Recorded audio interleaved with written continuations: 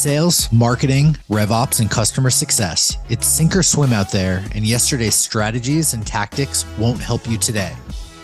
This is Revenue Today, and I'm your host, Jared Robin. Join me as we interview top revenue leaders in our community to learn what steps we could take right now to help you scale more effectively. Revenue Today is sponsored by RevGenius and RevRoom, and we're on a mission to build trusted spaces for curious revenue professionals who are collaborating on the future of B2B GTM. Hey, dear friends, I have a really special guest today. I'm joined by Lloyed Lobo. Lloyed Lobo is an entrepreneur, podcast, host, and community builder. He actually experienced the Gulf War as a young refugee in Kuwait and witnessed the strength of community in evacuating the population to safety. Founder of Boast.AI, he leveraged community to 8 figures in revenue and $100 million in funding. He's been featured in many major publications like Fox, TechCrunch, SF Business Journals, and more. But today, I'm excited to have him on this podcast. This is Revenue Today. Welcome, Lloyd. Excited to be here. Thank you for having me. This is an exciting episode for me to have another community builder on, especially somebody that knows the true power of community. So I want to jump right into it. Debunk a myth about GTM today. So there's one myth that, not a lot of people talk about, and it's the big elephant in the room. Marketing is taking a bloodbath in 2023, right? If you look at it, it costs twice as much to generate the same results from the same marketing tactics. CPMs are up. Facebook, TikTok, you name it, the CPMs are up, right? And businesses, especially as we are in the midst of this recession, are spending less and less on marketing. And I don't know if you realize, but most marketers, and as a founder that I've interviewed, most, I say not all, they're very good at interviewing. They're not so good at doing the job, which is drive brand and drive demand, right? But I like this. I like this because, consumers, users, people, we're tired, right? We're tired of clickbait. We're tired of the spam. We're tired of pop-ups. We're tired of ads. We're tired of sharing our personal data to get access to your crappy white papers. We're tired of seeing the same thing over and over and over, right? Once a channel or a piece of message is successful, your friends hear about it, and all of a sudden now the sameness is just proliferating, right? And so the best brands know this, right? They know that customers, consumers are saying no to the old marketing. It's the same crap over and over again. So the best brands know this. So and they're building the myth is that marketing is just as effective, but it's not, right? It's not. Exactly. And so, when I say this, the best brands know this. And what do some of the best brands do? If you look at Harley Davidson or HubSpot or Nike, right? Harley Davidson almost went bankrupt in the 80s, right? And with all these foreign manufacturers coming in selling bikes for cheaper, they were on the brink of bankruptcy. And what happened with Harley was they rebuilt the company around the ethos of community. They deliberately engineered these riding clubs that exploded. And that community ended up organizing things like Save Harley rallies. And now today they do charities and whatnot. So the theory here is, marketing on its own is interruption messaging, right? Like even now with content and all of that, you're seeing the sameness. The theory here is brands of yesterday were built on what they told the world about themselves. Brands of the future will be built on what the community says about them. Yesterday's innovation is always tomorrow's commodity. Look at it, right? Like you had the GPS, and then you couldn't get it. And then one day it became an option. So yesterday's innovation becomes today's option and tomorrow's commodity. Now you got Apple CarPlay. Or you look at with Apple, they may not have the best phone, right? You look at the Apple's competitors. They're always bashing on Apple's features, but they have a big community. They have a big fan base. If you build a community, you won't become a commodity. So the myth here is, hey, let's build a commodity product. Let's build something and then just do interruption marketing. Let's run a bunch of ads. Let's spam people. But that's not how it works to build a long-term, sustainable, iconic brand. Damn, a lot of good things in there. Now, what makes Harley so sticky with community, right? Because a lot of SaaS companies today are building community because they want the output of business growth. What do you think about that? You know, a few things with Harley, right? And I get asked this a lot, like, hey, you know, when am I going to see the ROI on community? If you ask yourself, when am I going to see the ROI on community? Then you may as well not do it because it takes a long time and you can do a lot of other things to drive immediate quarter over quarter instant gratification. But if you ask Nick Mehta, whom we both know from Gainsight CEO, right? He's like, I don't even know how to do attribution on community, but I know it's the thing that works. And if you look at it, Gainsight or HubSpot, right? They created categories by building communities before they had a product. They built like Gainsight. Customer success actually in reality is nothing new. All it is proactive customer service. They knew customer service was turning into this frustrating reactive profession. So they came up with the word customer success, which was all about being proactive. They had no product and they started hosting events and building community around customer success. Today, it's one of the fastest growing professions in SaaS. So coming back to Harley, right? So there's a few things and you know, I was trying to draw the line between how some of the best SaaS companies like HubSpot and Gainsight have utilized this. Is number one, community is not a marketing strategy. Community is a business strategy, right? So Harley overhauled the entire company from culture to operations to community. They replaced hired hands with employees at community events. Employees became writers. Writers joined the company.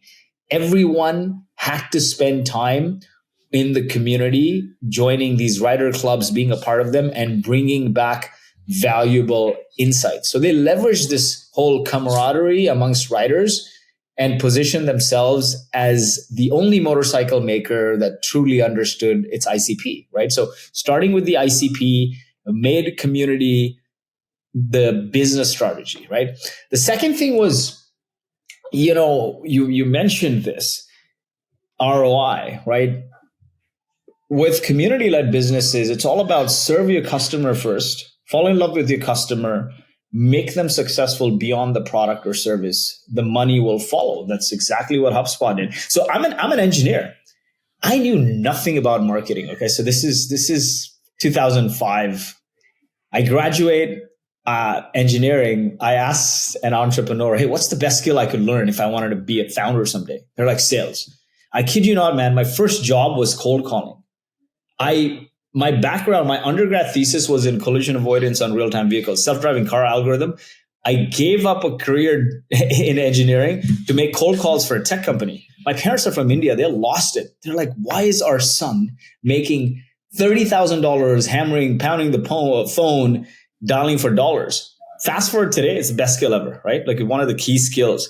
But when I joined this startup, you know, you always join a startup thinking that you'll do the one thing. And my first experience quickly realized that I'm doing 100 things. The company doesn't have product market fit. Now, not only am I cold calling, I got to drive leads and all of that. So I started researching about marketing. And back then, everything was offline marketing, right? Brand marketing, offline marketing. And the only content I could find was HubSpot. Inbound marketing certificate. So I did that. I learned about SEO. I learned about content. I learned about video. How cool is that? You probably Googled it and they came up first. Because nobody else existed. And I didn't even know if they had a product. They had this website grader, I think in 2005 or something. So I put the website and I knew what to build. But then like every time there was an issue, like, you know, oh, your SEO is not good or your content's not good, then they had a resource go through this certification. So I learned all about it and they didn't even have a product. So I learned one very important thing is man, if you don't have product market fit, especially, help people become better versions of themselves just through content. Just be the curator, right? Help them in ways you're doing that. Dude, one of the cool things you said about the Harley community was the social impact part of it. You said Harley redeveloped their brand. It was a brand strategy. Then you talked about some of the philanthropy, and I've noticed other brands. Nike does this. Salesforce does this. Patagonia does this. What's the connection between community and society? Here's the thing, right? People want to be a part of a bigger purpose. They want, like, great communities, great companies, great cultures are built on great alignment.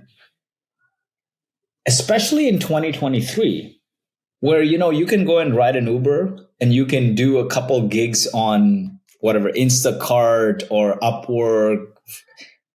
If you have, like, let's say a living expense of $100,000 a year, you don't have to hit a 9-to-5 job. You can do whatever, 3-4 gigs and make that money and live the life you want. So then what ties you to a brand?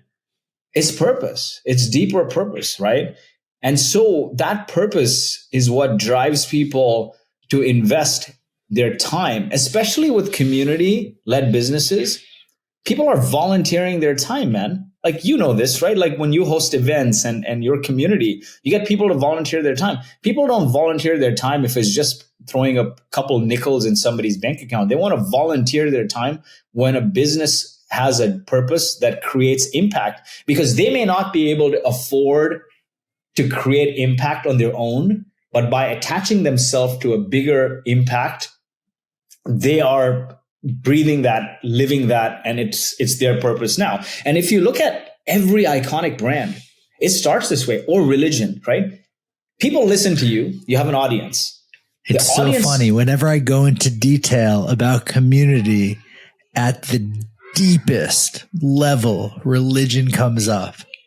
Look at this, right? So there's a theme here. When people listen to you, you have an audience. When you bring that audience together, you have a community. Now the community comes together to create impact. You have a movement. When it turns into a cult or a religion is when that movement has unwavering faith in its purpose. Few examples here. CrossFit. Do you need to start with an audience though? Can you start with society creates a culture, around certain products? The best communities that I've talked to and researched, it starts with an audience. So audience is nothing more than a small group of people that have the same beliefs. Like, I was a refugee of the Gulf War. Okay. The whole is that an audience? So is that what an audience is, or is that just a small community? It could be a small community. So the difference between audience and community is this: audience is one-way communication. Mm-hmm. You talk, I listen. A community is two-way, right? Both of them talk, both of them interact. So it could be a small community, right? Or it could be an audience. Now, some of these brands, they started with one-way communication. I have a product. I'm selling you. I'm dumping ads at you. You love my product or you love my content. You're listening. Then they started bringing them together. Then it became a community. Then with Harley, if you look at what Harley did, is they left the community in the wild, right? They facilitated and nurtured. They took away control. So Harley created these community scripts to give members autonomy. So they have things like Tribe, where people come together through shared experiences. They have Fort. They have a summer camp. They have a patio. They have a bar concept. So this kind of autonomy, and the thing with non-community led businesses, we always talk about control, right? Like how do I control things?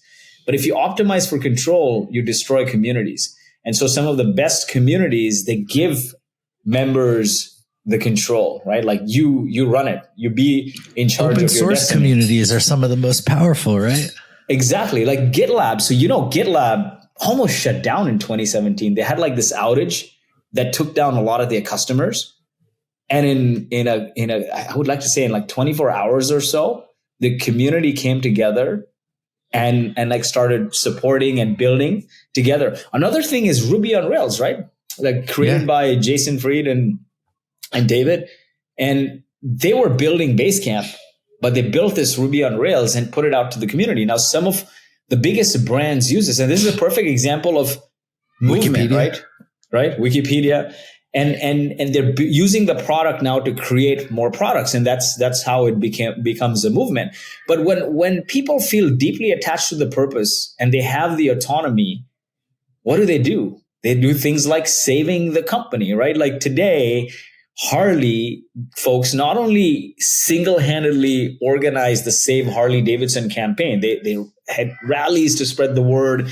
They did fundraisers to pump cash in a company, advocacy and support, but they also came together to organize and raise funds for like cancer and so many other causes, right? And that's what a community does when you give it autonomy and purpose. This quote we just wrote for a paper. I'm curious to hear your thoughts on it.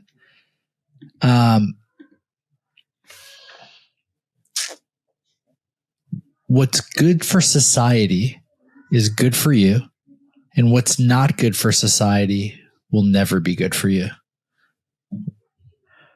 I truly agree. You know, I have this thing that I learned at a very young age.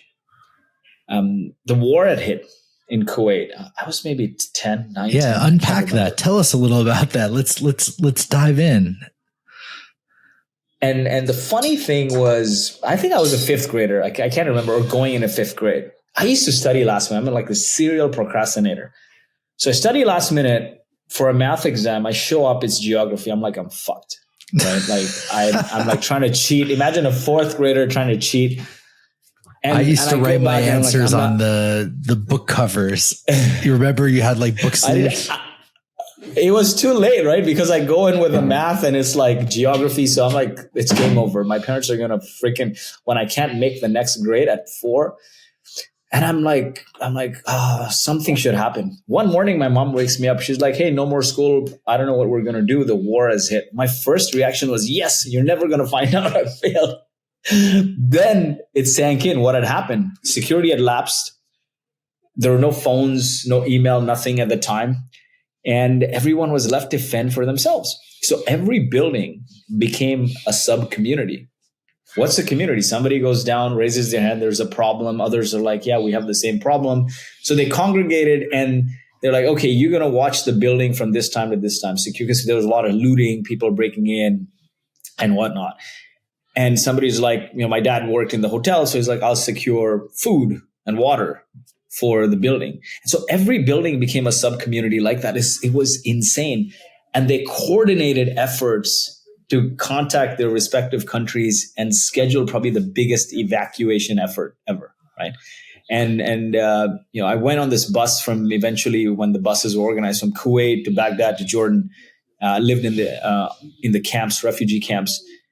And as I looked on this bus, man, I didn't know if people were going to live or die. Neither did they, right? Adults. They should have been sad and depressed. Instead, they're singing, they're playing the guitar, and they're laughing along the way. And I realized that it's neither the destination nor the journey. A lot of people say it's the journey, it's not the destination, it's the destination, not the journey. But it's neither, man. It's the companions that matter. Great companions make all the difference in the world. And so that what's good for society is good for you, and what's not good for society will never be good for you, because you are the sum of everyone around you. If the society crashes and crumbles, what are you going to do, right? And another thing that I realized then is a lot of us chase money. And if you noticed, this infinite chase for money will make you do very short-term decisions. Like, you know, the banking sector, 2 banks just fell with this craziness.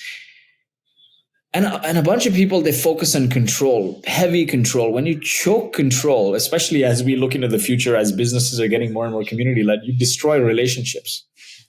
The only thing that matters if you want to build something lasting is impact. Impact attracts your relationships. Impact attracts other people to do good along with you, and it brings good karma to your life, which I truly believe in. But what good is all the money in the world? You got jet money. You're going to hop on a plane. You own it. But nobody else is going to hang with you. What I couldn't agree more. What did you learn about community from being a refugee, and what impact did that learning have on you? I think one of the biggest things I learned as a refugee is, it takes a village to build anything.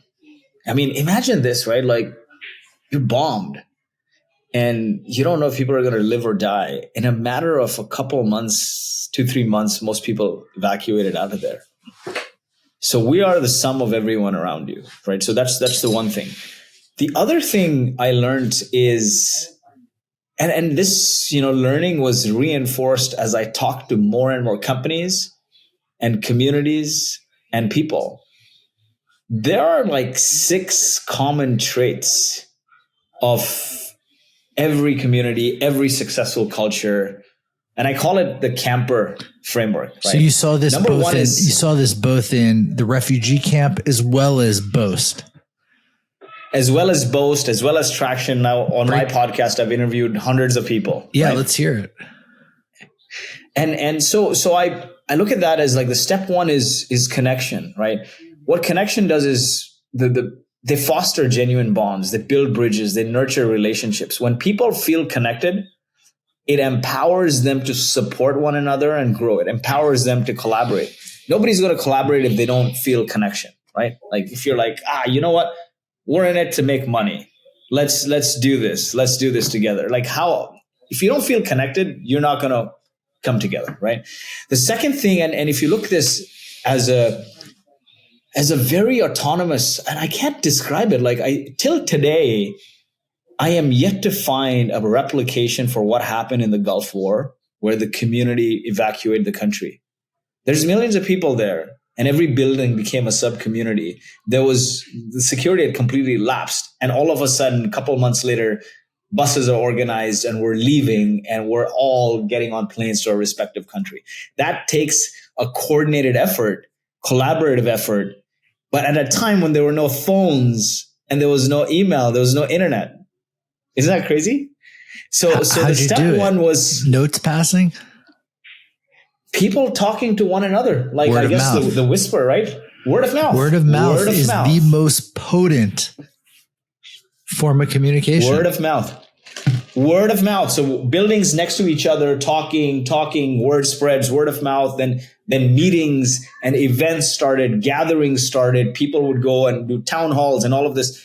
A very uncoordinated grassroots movement to evacuate the country. I have never seen anything like that in my lifetime. Anyway, so the first was connection, right? When people feel connected, it empowers them to collaborate, support one another.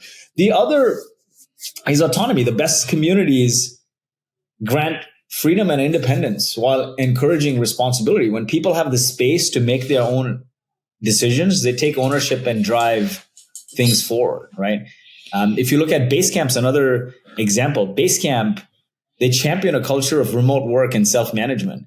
The company does like tens of millions in profit, man. They only got 80 people. And they're some of their biggest competitors have like thousands of people and hundreds of millions in funding. So that just tells you, right? The other thing was mastery. When you help individuals become experts in their field, they inspire others to reach their full potential, right? They enable people to hone their skills, expand knowledge, pursue excellence. 4 is purpose. There is a shared purpose that fuels this motivation, and it's beyond money. It provides meaning and it guides positive actions. And when people feel they're making a difference, they find fulfillment in anything they do. You talked about Patagonia, right? Patagonia actively promotes environmental stewardship. They encourage employees to volunteer for sustainable initiatives. But not only is that their lip service, like, I mean, anyone can say, okay, you know what, go sign up and volunteer. It's fine. We'll count it towards work. But they also actively donate 1% of their sales to preserve the nature. Then it's energy, right? They create this atmosphere of enthusiasm, passion, positive vibe. If everyone's dull and like de-energized around you, it sucks your energy too, right? Have you been around like these energy vampires? They say stuff and you're like, man, I'm checked out. But like the best communities, the culture is full of lively energy. It sparks inspiration and cultivates an environment for endless possibilities. Looking back at Kuwait, man, people should have been miserable. But whenever we came together, I was a kid, but I'd go down with my dad down the building and they're coordinating, they're doing stuff. And you feel like this energy. Yes, I'm going to save the world. For me, that was my world. We're going to save this. We're in it together. Or if you look at NASA, right, I think there's this urban legend. I don't know if it's true, but the president walked into NASA's office one late night and he saw this janitor. He was cleaning and he's like, what are you doing here so late? And he said, sir, I'm putting a man on the moon. How powerful is that when the purpose flows to the lowest common denominator? That is community, right? That's how you create that. But how do you distill that? It's connection, it's autonomy, it's mastery, it's purpose, it's energy. And then the last one is recognition, man. Proactively acknowledging and appreciating the efforts. When you celebrate achievements, big or small, and value the unique strengths of each individual, people keep coming back for more. So looking at GitLab as an example, right? These guys would have gone bankrupt, man. 2017.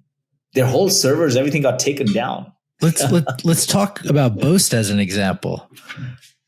Tell me about how you leveraged all of this to build community at Boast and make it so powerful. You raised over $100 million in different types of funding, right? So we bootstrapped up until then, right? We bootstrapped to 10 million in revenue. So it's funny, Boast is a very unsexy business. It's not your traditional, I'm building this. How'd you build community around an unsexy business? I want to help. I want to feel it. You know what? Globally, hundreds of billions of dollars are given in funding to companies that build new products or improve existing products, for innovators, for entrepreneurs. The problem is it's a government program like the US government, Canadian government, UK, Australia, France, New Zealand. It's a cumbersome application process. Nobody wants to deal with the tax man because it calls an audit. And receiving the money takes a long time. Big Four accounting firms do this and charge a lot of money and chew up all your time. My co-founder, Alex, used to work there. And he calls me one day and he's like, man, let's do this. I'm like, if I have the opportunity to work with you, I'm in. We were best friends since college, partners in every project. Day one, nail your ICP, pick up the phone, call them to validate. Obviously, everyone has a problem, but nobody wants to talk to us. I'm like, why would we give you our R&D data? Two guys in a spare bedroom. I haven't even heard of you guys, right? When I could work with Big Four accounting firms. And then you say, yeah, we'll automate it. We'll do it better, faster, cheaper. Still, nobody's going to give you their IP. So, we paused and we realized, we've not been successful entrepreneurs and we have a lot to learn. So let's, the one thing we do have is connections to solid, successful entrepreneurs, Silicon Valley. En route to our learning, let's unlock learning for others. There's others in our boat, right? Our ICP. Why do they want this government money for R&D? To accelerate R&D and innovation. Why do they want to accelerate R&D and innovation? To grow faster. That's what we want too. But at the time when we started, there wasn't SaaStr or any of these communities sharing very practical, tactical advice. So we said, let's bring a founder we know on a specific topic and they'll talk and we'll invite a few people. First meetup we did, 10 people showed up. Oh, they're just pizza nights. Next one, more people will come, more people will come. One day, we had 200 people show up in the co-working space. And the co-working space guys, they're like, listen, man, this is not a meetup. This is like you've hijacked the whole co-working space to do like this mini conference of sorts, which it wasn't. And that evolved into Traction Conference. And I realized, when you don't have, there's three kinds of communities you can build. A community of product, a community of practice, and a community of play. A community of practice is just bringing people together for learning, right? That's effectively you help members develop skills, accelerate their careers, and explore interests, like HubSpot, right? They brought people together around, let's make you better marketers. The community of product is when you turn customers into evangelists. Your customers are basically coming together to learn about your product. And the last one is community of play. People are here to have a good time, like Nike or Red Bull. Now, we didn't have a product. The last thing you want to do if you don't have product market fit, let alone a whole bunch of customers, is bring together people to learn about that industry, because they're going to be like, you're going to sell to me. So we said, let's build a community of practice around innovation, teaching innovators how to accelerate their innovation, giving them the resources to become successful. And every time more and more people would come because of tactical advice we would never sell, and they inadvertently end up becoming customers.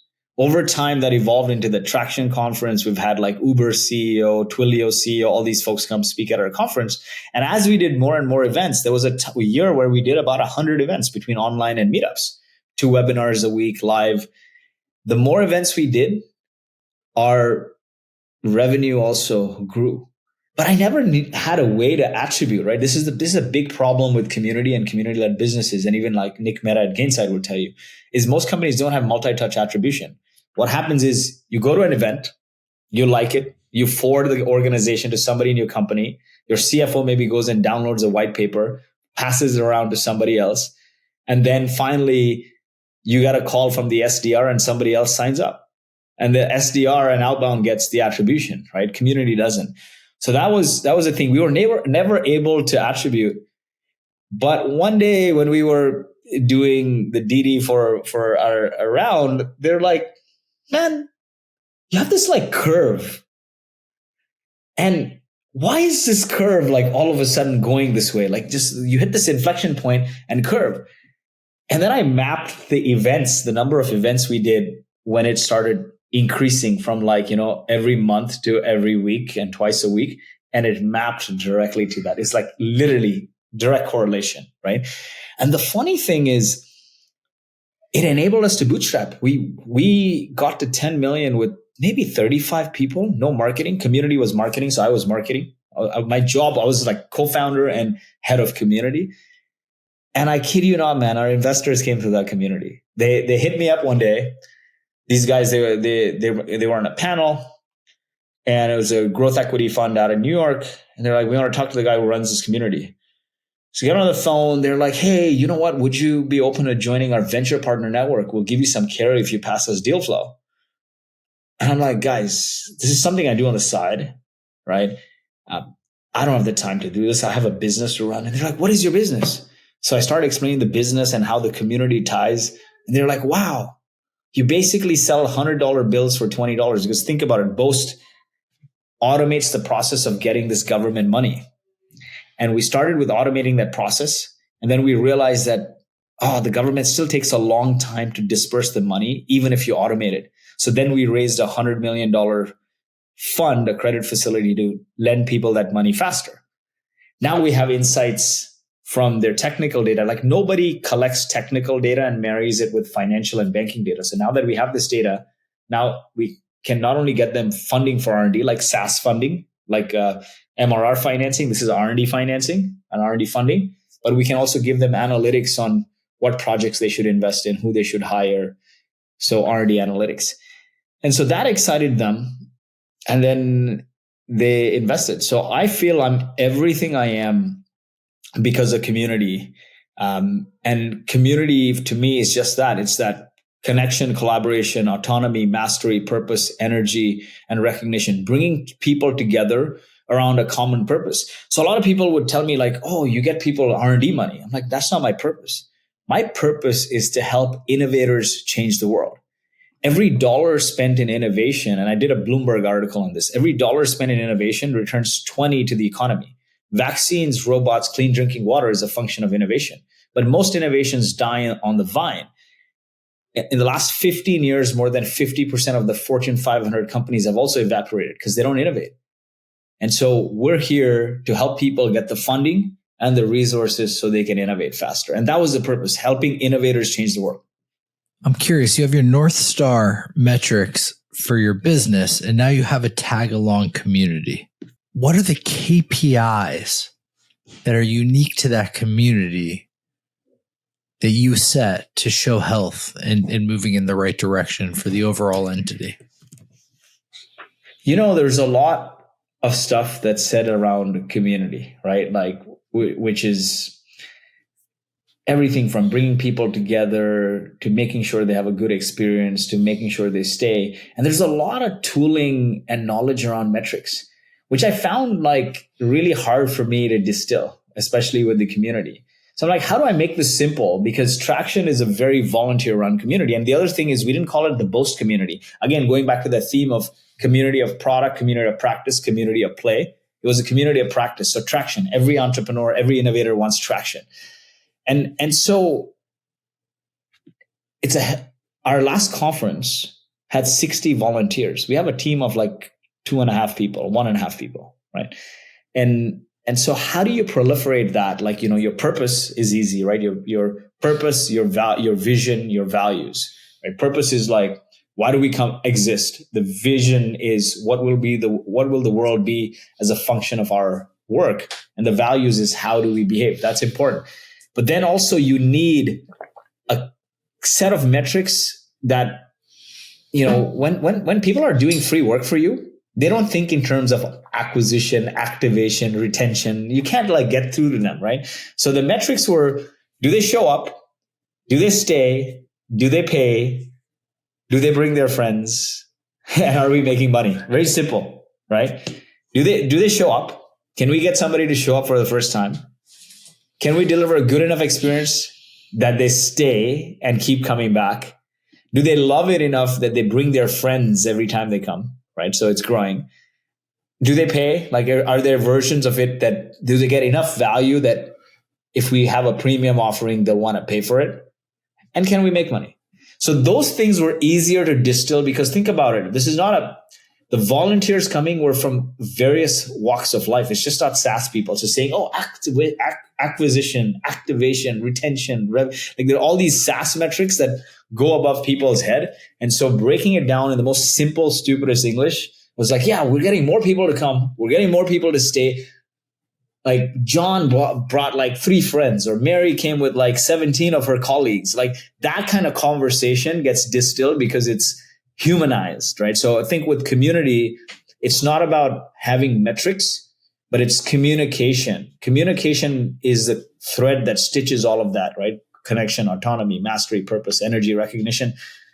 Connection is communication and what brings it together.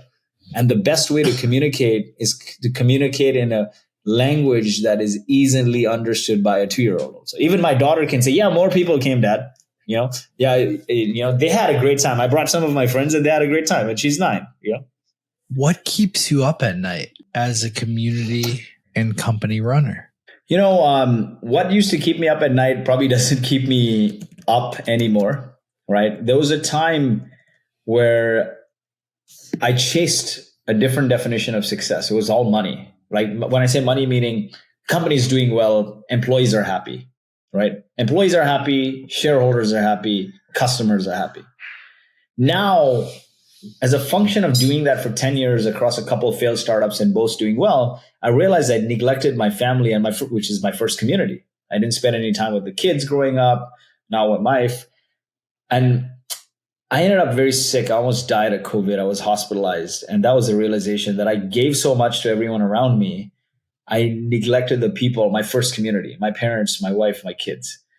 And so for me, what keeps me up at night is losing somebody I really love. That keeps me up a lot. Like, have I done the justice and spent enough time with them? Because I lost a dear friend and a community builder, Vasil, his name was. He was founder of the Growth Marketing Conference and OG Growth Hackers community in the Bay Area. And he was newly married. And this is the last year was a crazy year of realizations for me. I had the deal go through, and all my life I was relying on my wife paying the bills at home, right? And I was like, 1 startup failed, 2 startups failed. And I could never catch a break. Did an events company. The co-founder ran away with $250,000 in profits, had to sue him, walked away with nothing from it. And then finally this deal happened, and my wife would say, stop and smell the roses. And I'd be like, you know what? When the deal goes through, we'll take everyone to Bora Bora. She's like, your kids, and we don't care. We just care about spending a little time with you every day with your phones down, right? The compound interest on that is huge. But anyway, I didn't listen. The deal went through, booked everyone to Bora Bora. A day before the Bora Bora trip, I got bilateral COVID pneumonia. My lungs were shot. I was in the hospital, almost died. Came back from that experience, and the company had gone. That from was after you sold your company? That was we sold. Or you sold a good percentage. Majority. We sold a good percentage. We sold like 50, 55-ish% to a growth equity firm, and the goal was for me and my co-founder to continue running it. We had 2 board seats, and that was the plan, right? Like, see, the thing that nobody talks about is growth equity. Growth equity is let's pause there, because you just had a big exit. You finally accomplished what you wanted to accomplish, or at least you thought you did. I finally, and I thought I did. And you were giving your family what you thought they wanted. Exactly. And what they really wanted was you, and you came face to face with a chance of them not having you, what they truly wanted, not Bora Bora or 7 or 8 figures in growth equity, or 9 that you were able to cash out on.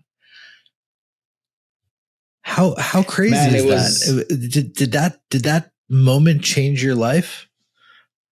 That, there's a deeper story here. So all my life, I chased success looking for happiness. And success was society's definition. You need to financial independence, money, whatever. It was never, I have the time and energy to, I have fulfillment from spending time with my kids, right? It was a lot of build a big company. Of course, innately, I was all about community, but does that come to come to heads with like wanting to build a big company?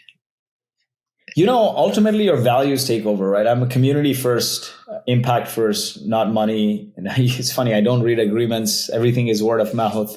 I don't see, I never discuss money until that's how I operate. But in any case, it served me well. Apart from the couple times where I've been cheated and whatnot, but it served me well. But I thought I'd caught a break because 10 years, did 1 startup, 2 startups failed. Prior to that, only worked at startups, and they all didn't do well. And then we did an events company, made money. The co-founder ran away with the money. And then both started doing well. And this day came, and I'm like, man, all our worries are over. And I'm like, let's just stretch it a little longer, and we can celebrate Christmas with great happiness. And we book everyone to Bora Bora, my parents, and so on. My sister and the kids, whole family trip. And the Bora Bora trip doesn't happen. I wake up one morning unable to breathe. I get pushed to the hospital. Now this is Omicron times, and you have got people in spacesuits coming to the hospital. Now, mind you, my wife's a doctor in the same hospital at Stanford, and she's not allowed in. They set up this 24/7 Zoom, and all I'm hearing is people crying on the Zoom. So I'm freaking out. My oxygen levels are low, so I'm delirious. My chest hurts. You get the suicidal thoughts. So the doctors keep paging you. How do you feel? Do you feel suicidal? Apparently it's a common thing. And it's probably one of the rare times I've seen my wife cry, and she's an ER physician, very strong. And that shook me, man. I thought to myself, if I died today, what have I done? My kids barely know me by first name. I haven't spent any time with them. Anyway, I came back. And around the same time, right after I came back, we did this 100 million announcement for the fund, for the R&D fund, and press could hear me cough. So SF Business Journal did an article on my COVID story, and in that I said my biggest regret was if I died, I hadn't spent enough time with the family. Anyway, fast forward, I think the investors obviously freaked out because they had just liquidated us, and one of the co-founders, who's the face of the company, is going to tap out. And over that time, I started seeing my roles diminish, right? Different people came over, took over my roles. You had a CTO. Now I used to run product. So you got a CTO who also runs product now. I used to run marketing, got a CMO. So all these things. So I didn't know what was going on. And in that period, we also hired like 80. Now we've gone from like 30, 35 people to over 100 people.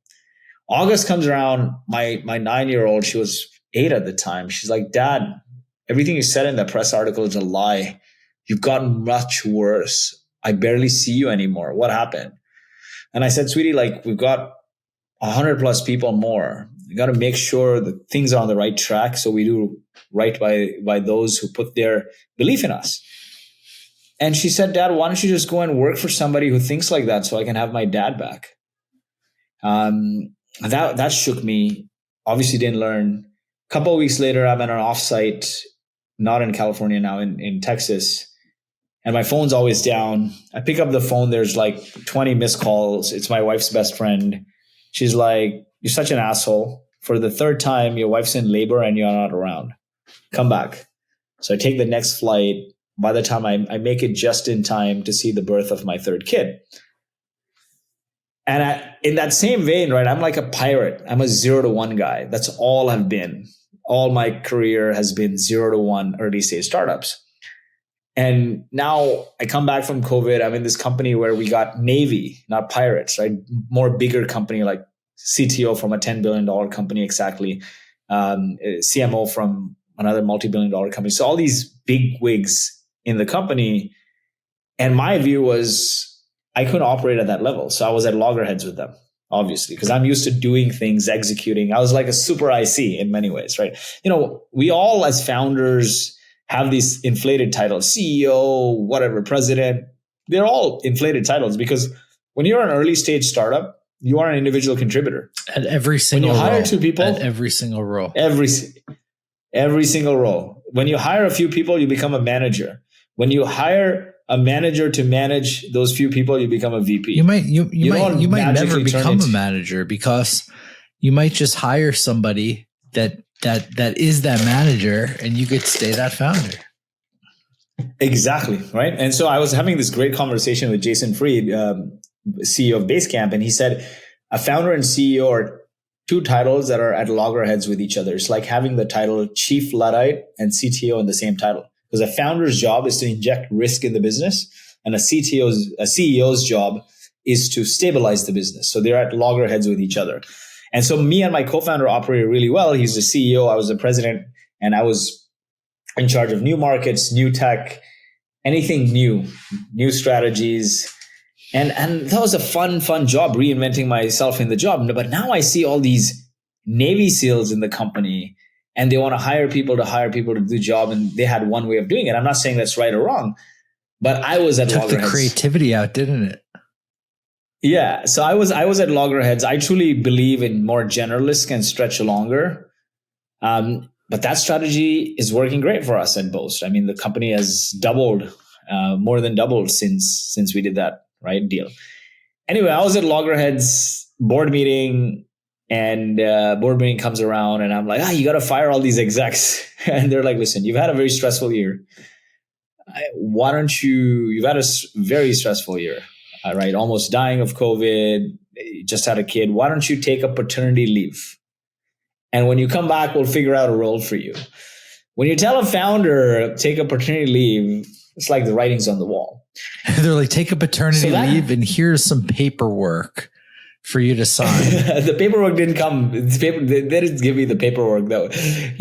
Fortunately, I'm still on the board. There was no paperwork of that nature. It was like, take a paternity leave and we'll figure out. I went home that day, man, and I hugged my wife and I cried. I literally wept. I don't think I've ever wept that much. And I said, I'm sorry for all the times I put you guys last for this company. And today the company doesn't need me. And you're the only one standing here. And I don't need the company. And I got very depressed. Yeah. And I got extremely depressed. I got drunk. I got overweight. I just destroyed my health over the last over the following 6-8 months. And then one day my wife comes to me and she's like, listen, I've let you grieve as much as you want, but look at you, right? There's a post about it on my LinkedIn.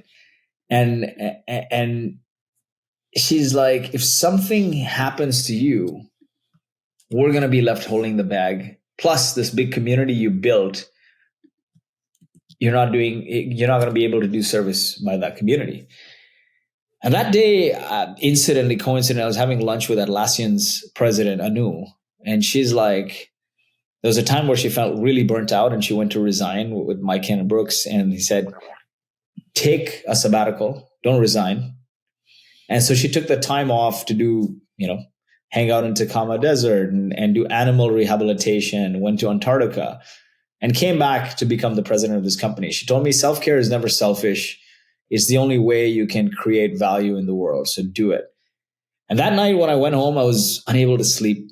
And I look in the dark corner of the room and there's this Peloton bike that everyone got at one point, right? And it's turned into this makeshift towel rack because my wife's an ER physician. I'm busy. We don't have the time, right? It's tough to find. If you don't have the motivation, it's tough to find 20 minutes, right?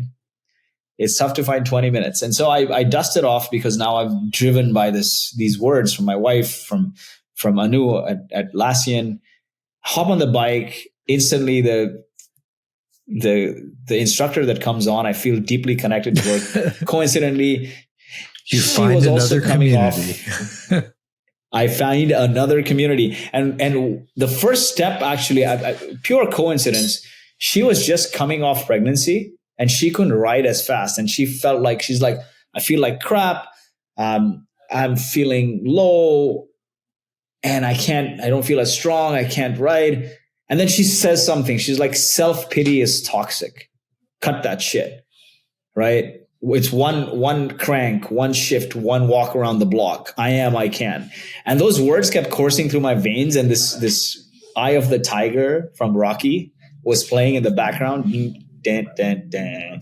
So that one ride turned to 2, turned to 4.